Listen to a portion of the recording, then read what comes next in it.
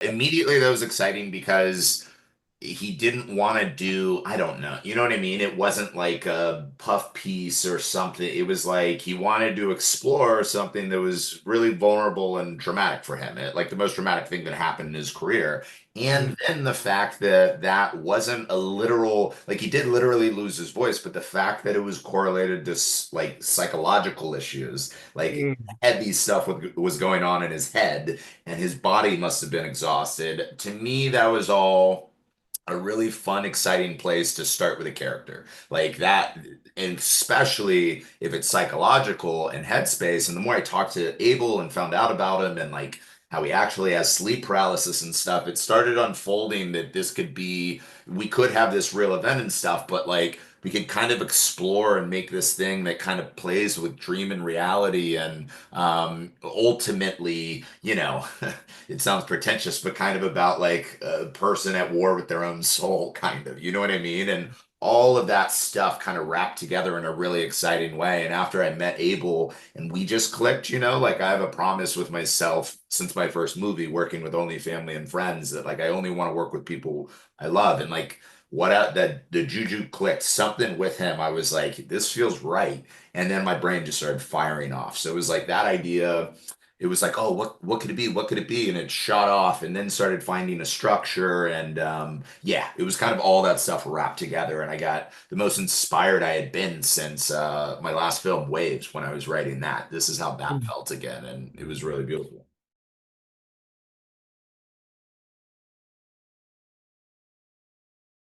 It was interesting. So it was always, it was weirdly kind of effortless and organic, and from the top was more intuitive and less conversational in a sense that like we had that meeting, and then that the following weekend he just sent me a bunch of random music that he had just been holding on to over the years. Most of Mm, it didn't have lyrics or anything. It was just instrumentals. So what was awesome is he didn't confine me or put like restrictions or parameters. He wasn't like, here's an album, make a movie. He just sent me music and he was like, see if anything clicks, see if you're inspired by anything. And then naturally from that phase, I started getting inspired just sonically. I was like, I don't even know, maybe this turns into a song. Maybe it's just a piece of score. I don't know, but I like this here. So it kind of started from that place and continued to where it was that kind of thing going through production. When we had to create songs, it was always organic. There was like, he sent me this beat. I was like, oh, this beat is sick. Could that work for the concert scenes? And mm, then he would create a song, and I'm like, this is amazing. So that was all kind of really easy and organic. He even like the song he sings in the end, he wrote the night before shooting, and he mm. wrote because I had a monologue in it that his character says, and he wrote the song. I was like, we don't need the monologue anymore. This song is way better. And then it just continued through the edit to where in the edit, then I start throwing in anything I'm inspired by on top of any of the music him or Dan, our composer, had sent me. I would throw in a piece of Berlioz, I would throw in a Nina Simone song.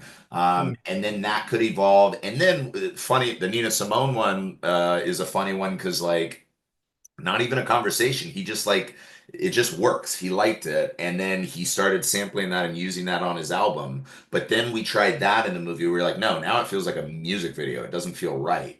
And then Dan made a piece of score. We were like, okay, but the score is taking every like the same structure and everything from that song. And then we put Nina Simone's voice on it. But then we were like, no, what if we did a choir instead? So it was like, it wasn't even highly intellectual stuff. It was more just organic for like image, scene, whatever worked. And how can we push it to a place that feels as distinct and different and hopefully like cinematic as we could. And it was a really effortless, smooth, beautiful process the whole time.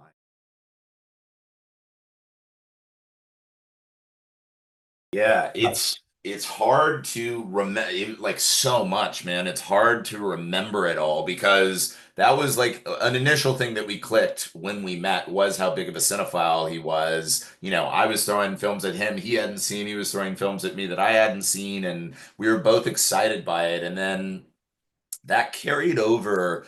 I would say initially in the writing process, we weren't really pulling from any other movies. We were just trying to like make something new that felt exciting to us. And then as things evolve, we start tossing in movies. Like a big one for me with this was Bergman's Persona, which Abel, Mm, I don't know if he was familiar with Bergman's work, but I don't know either he hadn't seen Persona or he hadn't seen it in a long time.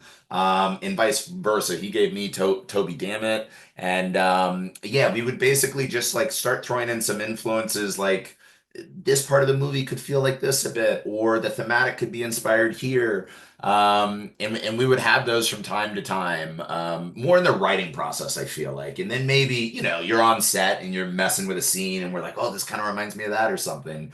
And then past that, it was really, man, just like the closest thing I can connect it to is when I made It Comes at Night with Joel Edgerton because he's a great writer and director in his own right. So like he wasn't a writer on the movie, but he was a producer on the movie and he was a main actor. And his ideas, like he would have the best freaking ideas for character or like on the day, like wait, what if it's this? And it's like, oh, that why didn't I think about that? That's brilliant. Or since he was a producer on that one, he would throw out other ideas like the ending or something. Our final shot in that movie stemmed from an original idea Joel had, and then I built off of that idea. So with Abel, it was very similar, but almost even richer because we wrote the thing together. He's the lead character in it. It's stemming from a lot of personal stuff from him. I'm putting my personal stuff in it, and it is that kind of thing. Like it's just an effortless collaboration where very rarely,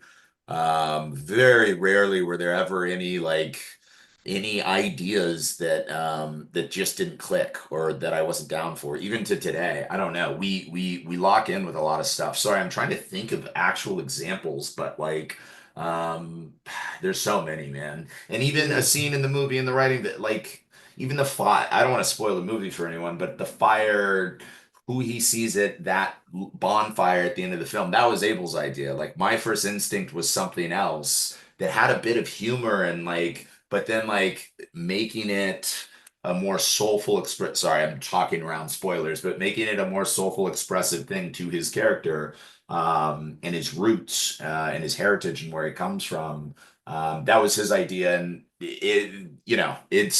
that's one of the gazillion examples where like we're so in lockstep with each other, that it would just flow and be organic. I will say once we were actually shooting, he was more like trusting in me and just like focused in on character and the scene, and most of the ideas would be more like what character related, but throughout the whole process, through writing, post production, and everything, it was really good. mm,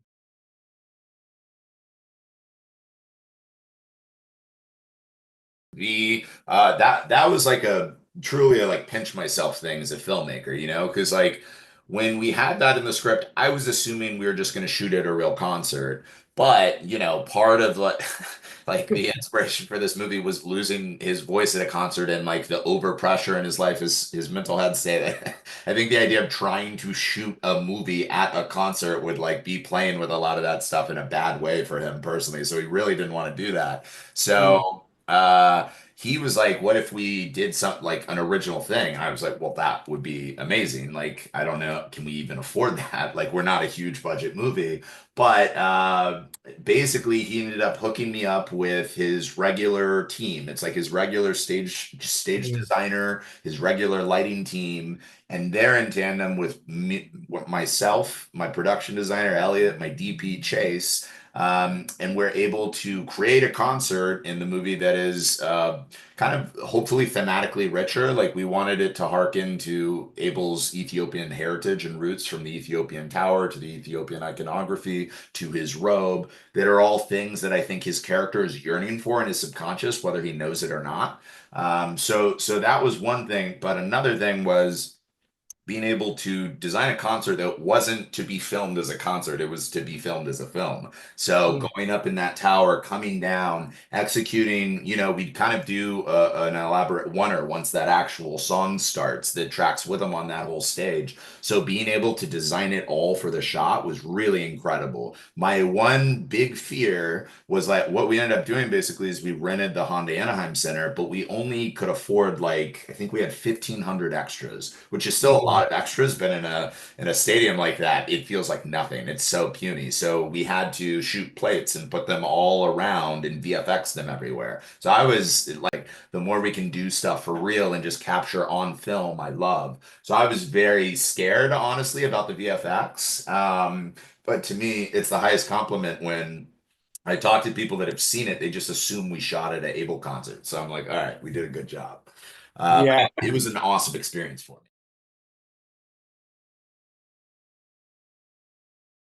Yeah, so for that, we flew to Montana and we had this guy that he actually wanted us to burn down the whole property. Like he didn't want any of the building. We were like, we just need to burn down the house.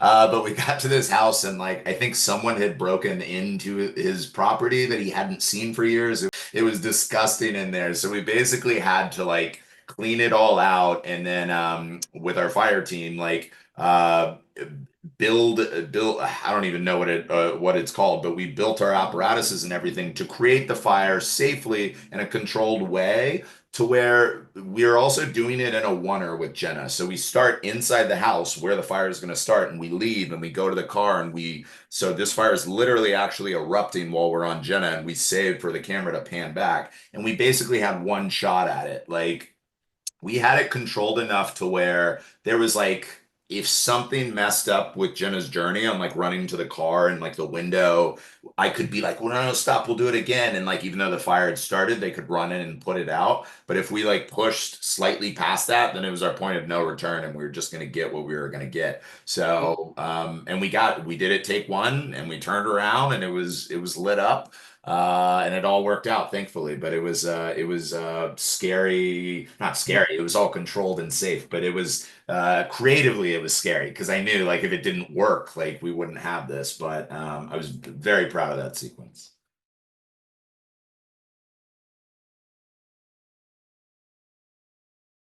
It's so important to my process because it basically it was like after Krisha, to me, I felt like I kind of found the cheat code to like making special movies or special stuff in a sense of like work with people you love, like work with talented people that you love and be open. Like if something's not working, if something is working, a good idea, a better idea, like take ego and throw it out the window. Like all just be there to collaborate and support each other and work with people you love. So I basically applied that to every movie, including this one. And for me, we never do. For starters, I love the person. Like all the Yeah. actors in all of my films, I just click with, and I love them. Like Right. you feel that on a first meeting, like whether you just click with a person or not. And like obviously, I was talking about I clicked with Abel, clicked with Jenna, clicked with Barry. And yeah, so it starts with the click. And then for me, I hate doing traditional rehearsals because I like being surprised on the day and seeing what the actors are going to bring and then play on top of that. So never do traditional rehearsals. I like just having conversations. One, I like hangout time if we can do it, of literally just spending time together. So when you get to set, it feels like you're already comfortable and you're already buddies. And two is just talking. So we're hopefully in lockstep with the character, where their head is at, what led to this, to where on the day we're both on the same headspace and can play within that. And literally, there's in every single movie I've made, there's been times where you get to one scene and it's like something's not working. Whatever the idea on the page, like it's not clicking. And like one way to do it is to just shoot what's not working and not address it and move on. But like what we always have to do is just like stop, take a time out. This is gonna like we're going over today. Today is not gonna be a good day. It's gonna cost more money, but whatever. We got to figure this out. And then you're just working with people you love and trust, and you can be honest about it. For this, there's a scene at the end of the movie and the way I wrote the intensity and emotion of Jenna's character was overboard. It was like a place of like because I thought she needed to like snap through to get to him, like a place of like almost intense rage to like break through. And it was wrong. It felt off, and we did a couple takes. We were like, hold on, we need to sit down. And then it was like, all right, let's take it back a step. Let's ride. What was the emotion we were just feeling over there after this happened with these characters? Let's ride that. Let's see what that happens and play it in a whole different way, almost like a sad, tragic way that you have to do this. And then the scene just unlocked and worked. So.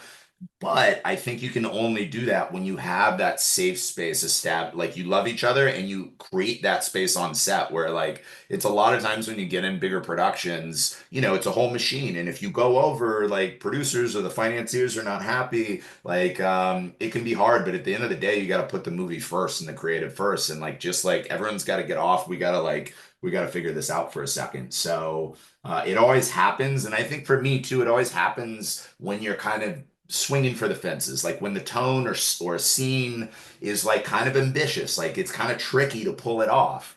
So it's fun, and it's fun. I think as a young filmmaker, you can just like give up and be discouraged and like, oh, I messed up. I don't know what to do. But like that's another case of like throwing ego aside. Like don't be on sorry, I'm changing the point a little bit, but like, the director can't just like tell them what's right and what to do. It's more like just be on the same level with your friends and figure it out together. Brother, thank you so much.